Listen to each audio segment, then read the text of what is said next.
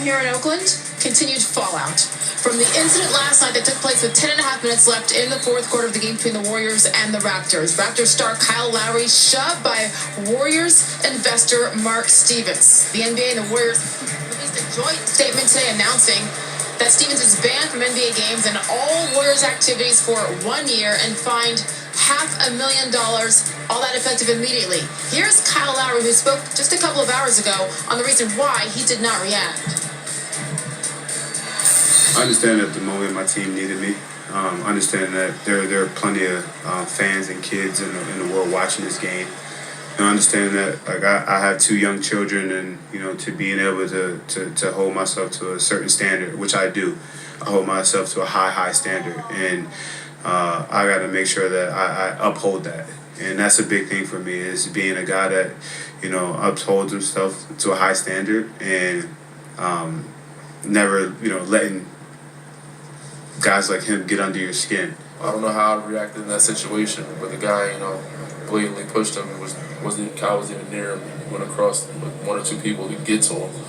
But Kyle kept his cool and he kept it smart, because we're gonna need him this series, and obviously within that game. You don't want to see that in our game, and hopefully it doesn't happen. I don't necessarily think it was a reflection of how we handle business here. As a Warriors organization and franchise, we have a high standard and do things with class and professionalism. I'd like to welcome in Mark Jackson now, of course, on the call of all of our finals games here on ESPN and ABC. Mark joining us from Union Square, downtown San Francisco. Over the bridge from me, Mark. Obviously, your perspective on this is quite unique because you were part of the game call, and you guys were talking about this, obviously, as the incident went down. Big picture, in your mind, Mark, we've seen this, we've seen other things, even including Drake. We've seen things through the years.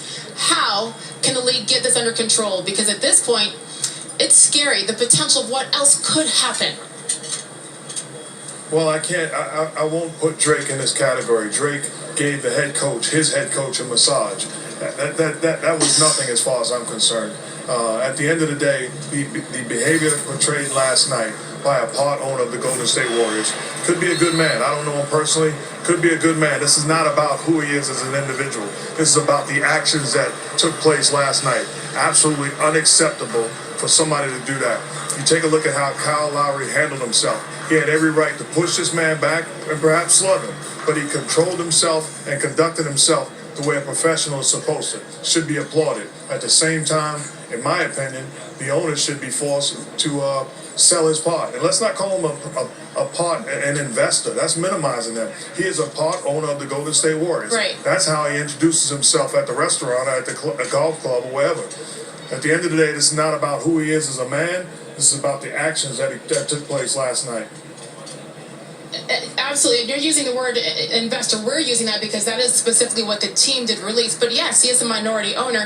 You say, though, the fine is not enough. $500,000 the 1 year not enough. You want him to sell his stake. Well, if he was a regular fan and he did this, we ban him for life. You look at the Utah Jazz fan that was disrespectful to Russell Westbrook. He paid a price for it. Now, maybe one day you revisit it, but the actions that took place last night, and I would understand it a little bit more if he fell on Mr. Stevens. He did not. He had nothing to do with the situation. I applaud Kyle Lowry and the way he handled himself.